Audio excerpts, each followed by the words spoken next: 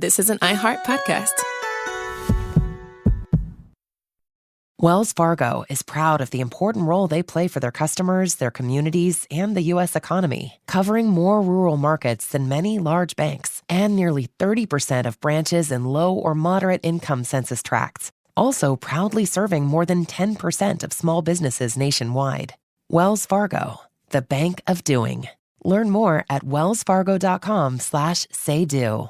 Wells Fargo Bank N.A., member FDIC. She's seen Encanto more times than she can count. And she can count to 10. She mentioned Mirabel in every conversation. But the moment she actually met Mirabel, she was speechless. That's pura magia. Find yours at Walt Disney World Resort. 5 years, 10 months, and 2 days. That's how long it took to grow the 38 inches to ride on Cali River Rapids. But the moment the wait finally ended, that was pura magia. Discover it at Walt Disney World Resort.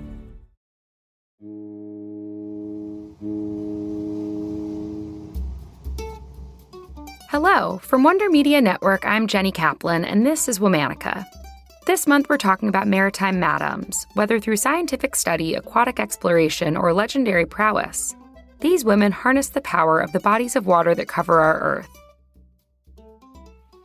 Smoke billows from the stacks of a looming steamboat as it meanders its way down the Ohio River. Passengers hang about the deck, enjoying their journey from Cincinnati to Pittsburgh and all that lies in between. At the steamer's helm stands the captain. Just 5 feet tall, she can barely see over the pilot wheel, but she leads the rig with confidence. She's the only licensed female pilot on the Ohio River, Mary Becker Greene.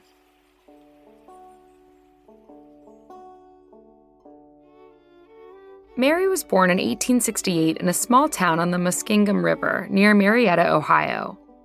From a young age, she was interested in the river she lived on and would study weather patterns and river conditions. Mary also spent time on her father's boat, which he used to run produce from his general store to Marietta. On these trips, she learned basic navigation skills.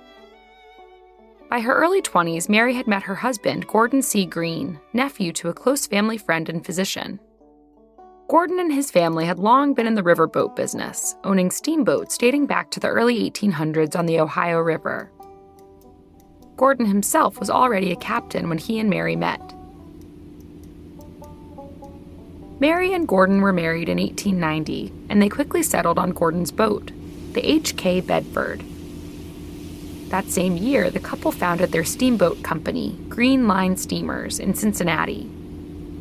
Mary helped set up the housekeeping on the boat and spent most of her time living aboard the vessel. Mary inevitably spent much of her time watching her husband work as a captain, picking up the skills needed to pilot a steamboat on her own. With these skills and her interest in navigation, she officially earned her pilot's license in 1892, making her the only female captain on the Ohio River. At first, Mary piloted at night to avoid causing a spectacle. But soon, being the only woman at the helm attracted media attention. Mary took it in stride, explaining, "I spend a good bit of time in the pilot house with the captain, my husband, you know, and it is only natural that I should get to know the river." For Mary, being a steamboat pilot was simply a logical step. This logic also helped her convince her husband to allow her to become the sole pilot of their second passenger steamboat, the Argand, in 1897. With Mary in charge, the Argand was known for comfort, good food, and overall hospitality, a refinement that was at odds with the rough and rowdy nature of the Ohio River and its travelers at the time. Mary's captaining was also a financial success for the Greenes. The boat saw a $2,500 profit within 6 months of Mary taking over piloting. As the Greenes expanded their business, they also expanded their family. Mary had 3 sons who primarily grew up on board the Greene family boats, as both Mary and Gordon were busy piloting. After the turn of the century, Greene Line Steamers began to acquire and build more vessels. This included the illustrious Greenland, the company's first luxury steamer. The steamboat was 215 feet long, had 56 staterooms, and cost $40,000. It shepherded passengers between Cincinnati, Pomeroy, and Charleston, as well as housing the Greene family on board. The Greenland also made an impressive journey from Pittsburgh to St. Louis for the 1904 World's Fair. The route of more than 1,200 miles required extremely skilled navigation, but was managed smoothly and gracefully by Mary and the Greene family. At the time of the cruise, Mary's youngest son was just 3 months old, and she split her duties between piloting and child-rearing. Mary said of the cruise, "Unfortunately, I found time to spend only 3 hours at the fair. The duties in connection with the boat required my presence. Likewise feeding the baby, since he did not take his meals from the bottle." The Greenes spent the early decades of the 1900s successfully building their steamboat business. But in 1927, Mary suffered the loss of her husband, Gordon, when he was struck with a sudden heart attack. Mary herself transported Gordon's body to their family plot in Newport, Ohio, on one of the Greene Line steamboats. Gordon was buried with one of their sons who had died young in 1907. Mary and their 2 remaining sons, Chris and Tom, took the reins of the Greene Line. Hardship continued for Mary with the market crash in 1929, which presented challenges for her and the Greene Line business. Most steamboat lines on the Ohio River were reduced or shuttered completely, and the Greenes only maintained 2 packets or routes. However, Mary refused to shutter the business completely, never seeing an alternative life from the steamboats she'd now lived on and run for decades. She said, "Once you ride between 2 stacks, you're doomed to ride upon a river craft until you're tombed." Beginning in 1931, Mary began a series of strategic purchases and restructurings of existing Greene Line routes that had helped save the company. She bought up the oldest steamboat line in the world, the Louisville and Cincinnati Packet Company, when it fell into financial trouble. The Greene Line steamers took over their mail, passenger, and freight services between Louisville and Cincinnati. This helped bolster the company, keeping them afloat and eventually successful. Though Mary's determination successfully stabilized and grew the Greene Line, she suffered another great loss when her son Chris suddenly passed away in 1944. This tragedy did not mark the end for Mary or the Greene Line steamers. In 1946, Tom, Mary's remaining son, purchased the famous Delta Queen steamboat. The steamboat originally served as a passenger line in California, and then as a U.S. Navy floating barracks and troop ferry. The Greene Line carefully updated and remodeled the boat, outfitting it with the latest modern technology from navigation to safety, and of course, passenger amenities. In 1948, it had its debut cruise from Cincinnati to Cairo, Illinois, with Mary at the helm. The steamboat stayed with the Greene Line until 1958.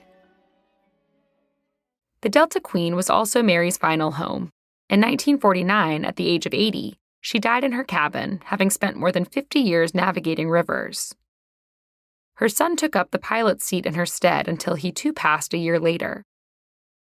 He was succeeded by his wife, Mary's daughter-in-law, Letha Greene, leaving another woman to navigate the Ohio River. Mary was laid to rest alongside her husband and sons in the family plot in Newport, Ohio. The rumors abound of her ghost haunting the still operational Delta Queen. While these hauntings are likely fabrication, Mary's spirit does indeed live on and has helped lay the foundation for American river navigation as we know it today. All month, we're talking about maritime madams. For more information, find us on Facebook and Instagram at Womanica Podcast. Special thanks to Liz Kaplan, my favorite sister and co-creator. Talk to you on Monday. You're great at protecting your own personal information. You probably even use things like two-factor authentication, strong passwords, and a VPN. But as much as you try to be in control of how your information is protected, there are lots of places that also have it, and they might not be as careful as you are. That's why LifeLock monitors millions of data points every second for identity threats.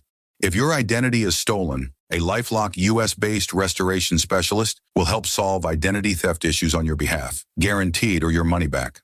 Plus, all LifeLock plans are backed by the $1 Million Protection Package, meaning LifeLock will reimburse you up to the limits of your plan if you lose money due to identity theft. You might not be able to control how others handle your personal information, but you can help protect it with LifeLock.